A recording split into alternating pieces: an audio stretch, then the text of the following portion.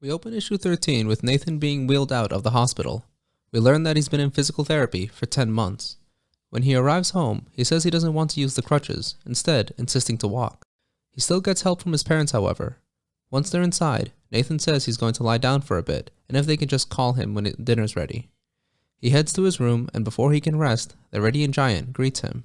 Hello, Nathan. Nathan replies, "Nope, sorry." The casualness of his rejection leads me to believe he's been dodging the giant for a while. Nathan then notices a letter on his desk. Nathan's father comes to his room to tell him something when he sees Nathan crying. It turns out Nathan's parents have been paying off his credit card debt during his stay in the hospital. Nathan tells his father that he'll pay them back one day. His father comforts him by saying that they can discuss that later. Nathan smiles back and agrees. His father mentions they only had to worry about the credit card debt. Nathan's insurance and a successful GoFundMe helped ease the 10-month hospital stay. One thing I appreciate about the Radiant Black series is the use of modern dilemmas as core elements of its main characters. Dilemmas such as debt. Nathan is trapped by credit card debt and would have had medical debt too if it weren't for GoFundMe. On the opposite end, Satomi resorted to robbing banks. Keep in mind, she's an English teacher. The things people will do when they're desperate is upsetting. There's a whole deep dive here that I'm not smart enough to tackle confidently, but I'd like to explore one day in a video all on its own. Anyways, Nathan then asks his father if Marshall really was there every day, to which his response is yes, until Marshall disappeared for 6 weeks. Nathan, being the good friend that he is, sticks up for Marshall. Nathan says there's more to Marshall than everyone thinks. A speculation I saw going around was whether or not Nathan was going to turn into a villain. I had the same thought but quickly dismissed it because Nathan never hinted at any ill will towards Marshall. Nathan may be jealous, but it never comes off as malicious, and Nathan defending Marshall's absence is more proof that they'll always be there for each other. Anyways, the next few pages show Marshall totally selling out. We see Marshall doing ads for the rideshare gig Nathan did, a VPN service, Uncle Pete's Pizza, and a Manscaped parody company. Speaking of a VPN, if you guys head to NordVPN and use promo code BOO, no, I'm just kidding guys, one day though. Marshall is on a green screen stage where he and the Circle Guys news dudes are filming various ads. One of the guys starts asking why Marshall disappeared for 6 weeks, that in that time, lots of superpowered villains popped up like this one guy named Axel, who's been wreaking havoc. Marshall says that guy's suit probably charges off of the radiant black hole, and so he'll eventually run out of power, and then that's when he'll deal with him. To his credit, he's right, as we see Axel arguing with Riley over not having more fuel cells. We learn that Axel is Zhao, the hired hitman that Guy, aka Shift, had worked with. Riley appears disheveled, most likely due to a combination of doing a two-man job alone and grieving over the death of his friend, who you may remember as being the monster in Supermassive. Shift appears and tells Zhao to calm down and then gives him a charged fuel cell. Zhao says that if they can't meet his energy demand, then he'll go hunting for a charge himself. Shift says sure, whatever, and to even go fill up some extra cells if he wants to too. Shift tells him he's his own boss and can do what he wants as long as he doesn't shortchange Shift and Riley's services for repairs. On the next page, we see Marshall catch up with Nathan at a bar, where Nathan says he's finished another short story and that he's on a good streak. Marshall asks where all his inspiration came from when Justine approaches and wraps her arms around Nathan. Marshall makes a face knowing he's just been third wheeled. He jerkishly greets Justine, which Nathan calls him out on. Marshall sort of apologizes by saying he has a DVD of Cal and a $100 pizza coupon. He offers that they have a movie night, but Nathan says he already made plans with Justine, but that they should reschedule. Marshall is a little upset, but says that's fine. He then asks Nathan if they could have some time to talk about that special project they've been working on. A group of people then recognize Nathan and invite him to their table. Nathan recognizes them too and says he should go say hi, but tells Marshall he'll for sure talk with him about the special project whenever. Marshall says thanks, but looks greatly upset. You really gotta feel bad for Marshall. Imagine you essentially go through hell to bring your best friend back, and then he can't make time for you.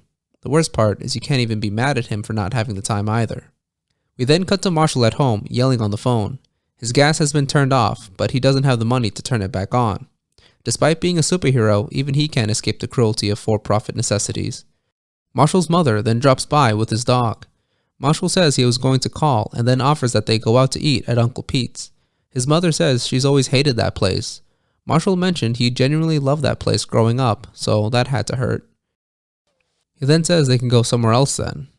Marshall then apologizes for disappearing, but that he's better now. Marshall's mom says she just came by to drop off Orson and says, exasperated, that she wasn't set up for the expenses of a dog. She then walks off with the coupon because it was the only thing he had left to pay her back with. We then cut to Axel approaching a restaurant. He starts to cause it to explode as people rush to evacuate. Back home, Marshall is asleep on his couch when his phone buzzes him awake. The message says Axel is out wreaking havoc to get Radiant Black's attention. Marshall turns on the news to see that Axel has destroyed 3 out of 4 Uncle Pete's restaurants and has put people in the hospital. Axel's words for Marshall are, "Come, dog."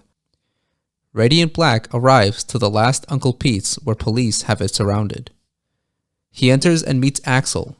He's sitting at the bar and mocks the ad Radiant Black did at the beginning of the issue. Radiant Black says he knows Axel's suit charges by being in proximity to him, and so he starts to leave, saying the SWAT team can take care of him.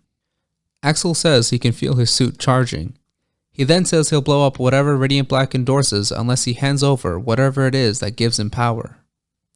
RB says he'd have to literally kill him to get it. Axel doesn't seem to mind. Axel causes an explosion to go off under RB. RB then throws Axel out the window and then flies towards him. RB says he's had a bad day and can't wait to take it out on him. Axel wins the clash and says he only feels stronger the more intense RB gets. Radiant Black takes Axel to the skies where Marshall starts to unleash pent-up anger by transforming.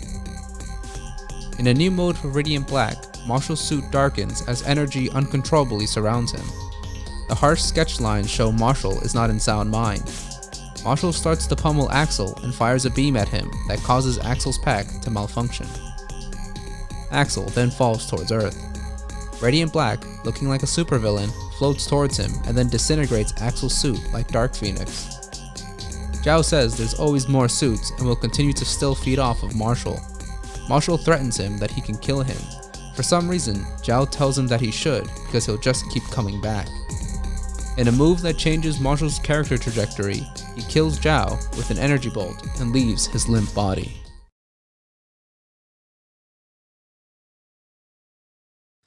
Throughout this issue, we saw Marshall being abandoned, ridiculed, heartbroken, and bullied.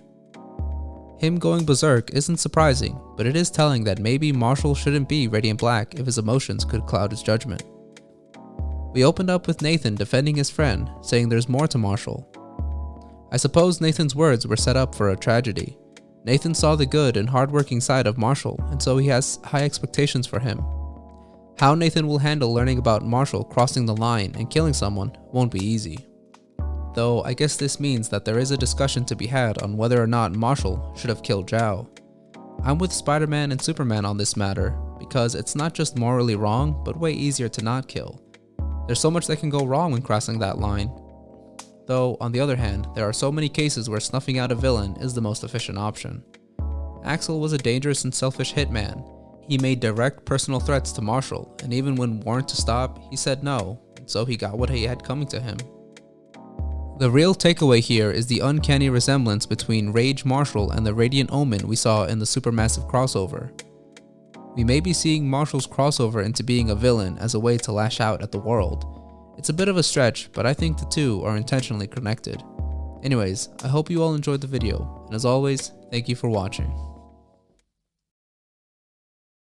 If they tried to reach you concerning your vehicle's extended warranty, you should have received a notice in the mail about your car's extended warranty eligibility. Since we've not gotten a response, we're giving you a final courtesy call before we close out your file. Press 2 to be removed and placed on our Do Not Call list. To speak with someone about possibly extending or reinstating your vehicle's extended warranty, press 1 to speak with a warranty specialist.